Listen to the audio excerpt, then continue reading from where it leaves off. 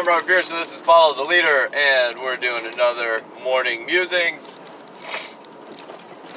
A bit of a cold today. Apologize, there'll be some sniffling happening. And I got a little frog in my throat. But, we are up early, moving fast. So, I spent most of yesterday listening to Augustine's City of God. And it's interesting. He does a lot of... I'd honestly never even read the Cliff Notes of it, so I wasn't entirely sure what to expect. And he spends a lot of time, basically, thus far, I'm like 2.5 hours into it now. He systematically is deconstructing every possible argument for blaming the Christians for the sacking of Rome. And the whole time pointing out the impotence of the Roman gods. And he's just like, look, your gods are either wicked or impotent. That's the only option. And either way, the one true God is awesome, and your gods suck. And he's just systematically going through every possible objection, every possible accusation that could be leveled, contrasting the Christians in the city of God to the city of man, Rome. And how keeping your treasures in Rome led to, losing all your treasures, whereas the Christians who kept their treasures in heaven, they didn't lose anything. In a more secure citadel. It was pretty good. He's got some good phrasing and stuff. I don't know how much of that is the English coming through. It's clearly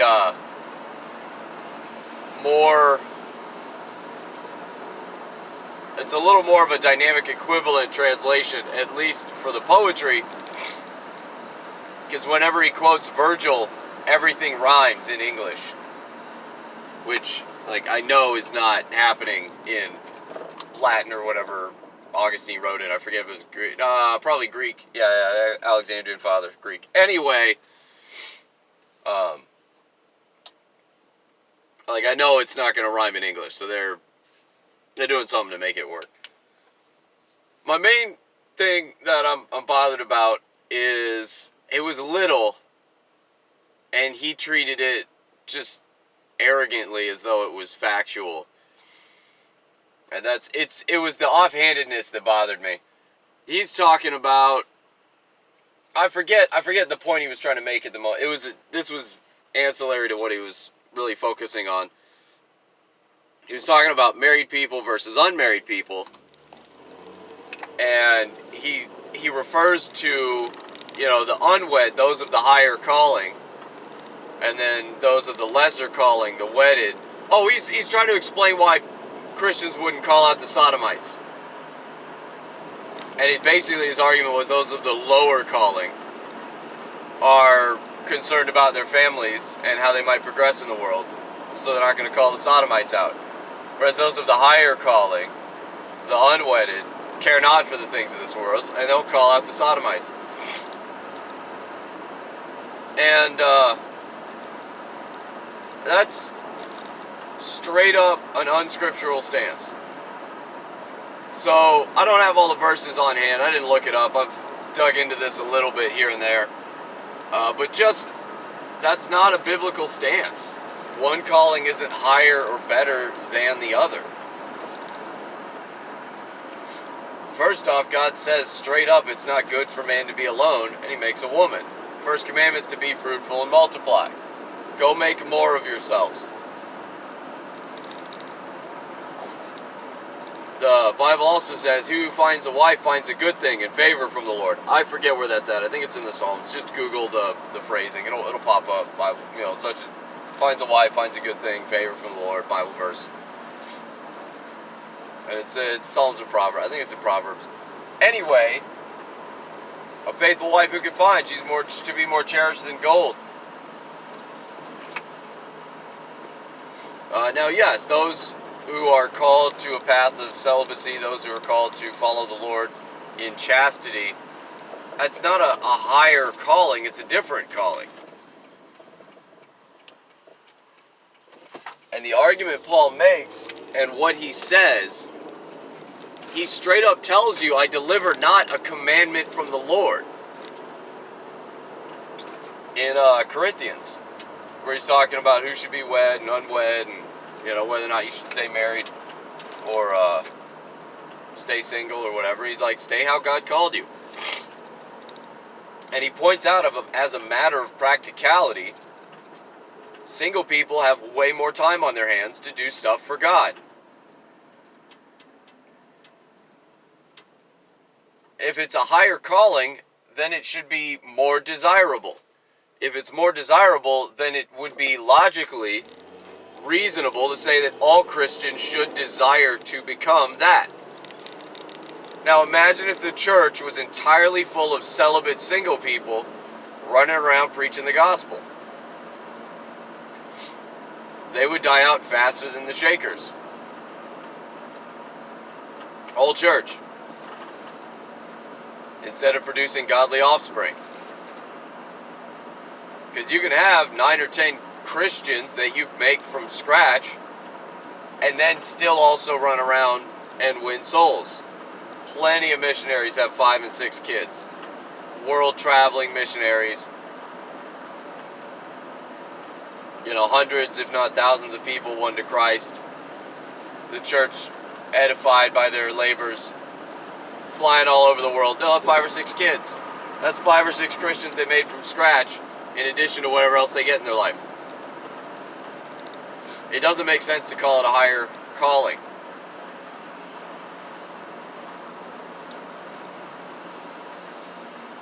The benefit of marriage is that it teaches you about God in a way that nothing else can. When you have to work and provide for a wife, you understand how God provides for us and cares for us. There are just countless anecdotes where I've learned something about how God must have felt through my family. You start realizing that, this is exactly how God feels when my firstborn son, first word he could say was Dad. And I was like, yeah. Then he looks over at a chair. Dad. Then he looks at the couch. Dad. The door. Dad. My wife. Dad. Random friends. Dad. He started calling everything Dad for like a week. And all I could think was, this is exactly how God felt about those flippin' Israelites. Wandering around calling anything that moved Dad but the one true God. Okay, that's insight you will never have unless you're a father. Like, I can tell you about it, but that magical aha moment when you figure it out and the Lord reveals it to you himself, and you feel the weight of that moment, and you go, I get it now. You don't have that. You're robbed of that being a single person. You can hear about it. You can go, oh yeah, that makes sense. But you can't feel the weight of that moment. Now, it's not to denigrate single people, right? Paul's explicit. He's like, look, don't search out a husband or a wife. Stay as God called you and move forward in the calling with which he has called you. And God will give you a wife, or he'll call you to a life of celibacy with just him. It's all good. Paul ends that. He says this is not inspired, but at the end of it, he said this is just my opinion, but I think I also have the Spirit of God. He says it's not a commandment from the Lord when he's talking about being celibate. Also, when he says even as I, most scholars and people that study this stuff fairly certain Paul had a wife. Which means, at that point in time, he was either A, widowed, or B, disowned by his family when he became a Christian. At which point in time, they would have had a funeral for him and gone on with their lives as though he were dead. which is basically widowed again. So that's the calling that Paul had as a widower. And the dude made great use of his time, right? He had countless spiritual sons and daughters and spiritual sisters and stuff. He was running around doing the Lord's work 24/7. That is awesome and commendable. Paul required a great deal of support from churches to do the stuff that he did. Yes, he worked. He worked hard. He worked with his hands to support himself. And he got a lot of support from churches. Where's the support for those churches come from? Hardworking men that support a family and that give to their church, that builds it up. It's a both, and you can't call one the higher calling and then simply denigrate all of these married plebeians. You didn't even get married to the woman you had a child with, Augustine. Why don't you cool your jets, bud? Check yourself. That was the only thing that's really bothered me about him so far. But on the whole, the guy is pretty plainly spoken. And it's neat, because he's not... His way is to use logic and reasoning and Romans' own gods to condemn them. And he's fighting a battle on two fronts intellectually as he's going, because he's fighting Greek wisdom and Roman law and tradition and virtue. And on every front, he's like, look, Roman virtue is a joke, and the Greek wisdom is foolishness. You guys aren't living in a way that what you're saying makes sense. How come so many of the plays about your gods, air quotes, are just rife with debauchery? You said you abandoned these gods of debauchery and suddenly the city fell because of the Christian God. Really? Christian God's the only one who brings virtue. What do you gods do? They bring debauchery. Now, if the debauchery's good, you guys had plenty of debauchery going on. Why wouldn't they help you out? I don't understand. Well, the gods aren't there for moral guidance. That's why we have philosophers. He's like, okay, but why don't you guys have shrines to Plato then? Oh, you don't worship Plato, but he's the one who brings virtue. But you do worship the gods, and the gods don't bring virtue. You don't make any sense. The Christian God rules, and you guys suck. That's his whole argument. It's awesome. Now, a lot of people will use the things of the world to make arguments and stuff. It bothers me the way Ben Shapiro is, a lot of times he'll use a rationalist argument, or he'll argue from what is clearly a materialist worldview, because he's a Sadducee.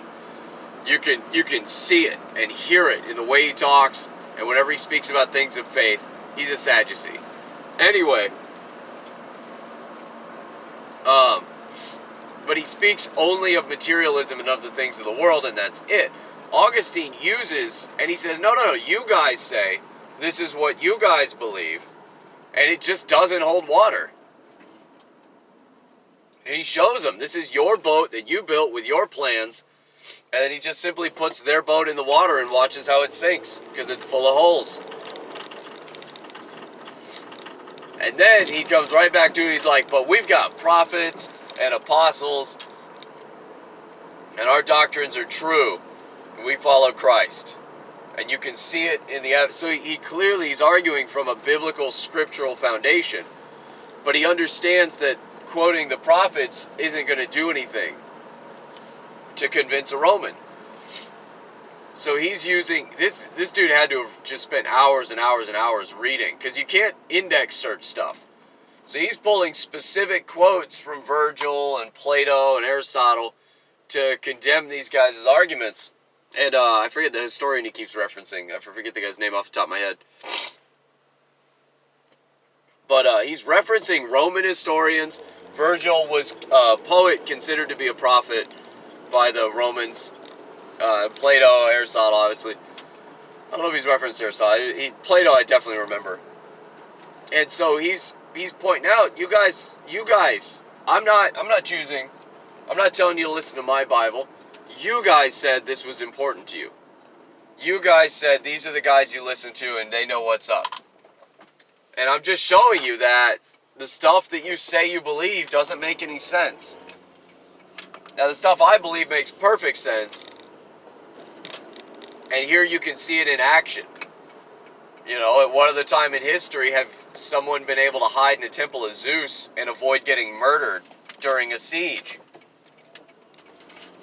And yet we see these barbarians who honor God avoiding churches. A bunch of these pagans run to hide in the churches, and they're kept safe and alive after the siege so they can come out of the church and start blaspheming God. What's the deal? What is the deal? The same mouth that pretended to be Christian 2 seconds later, now they hate God, now they blah, blah, blah. Now the Christians are responsible for all the problems. So that's what he's doing, is this long, drawn-out, exacting takedown of all the lies people are trying to push about the sacking of Rome and how the Christians are responsible for it. Because, you know, oh look, we abandoned our old gods. It's all the Christians' fault now. As soon as we let these Christians in, we get sieged. He's like, no, you guys did that yourself. That's not what's going on right now. So, that's it. That's all I have this morning. Been thinking about it a bit. Augustine bothers me about marriage. But overall, he seems like a solid dude, and he's very simple, plain points. And he's quoting the Romans' own authorities to condemn them. It's pretty legit. I hate using legit. It is entirely legitimate. Let's actually just say the whole world. I hate saying carbs. Say carbohydrates. It's like 2 extra syllables. How lazy can you be? I'm really watching my carbs right now. Yeah, but you're only watching the first syllable, so you got 2 syllables sneaking in behind you. Alright, I'm gonna go. Don't take my word for it. Find an audiobook on YouTube here of Augustine, City of God, and give it a listen in the background as you go throughout your day. It's pretty solid stuff. He gets a little heady, wanders on some tangents a little bit. I don't think he's entirely solid on a whole lot of points, but it's also kind of a neat time capsule of theology about how they viewed the world and life and godliness in that time. Pretty awesome stuff. Don't take my word for it. I will see you next time. Godspeed.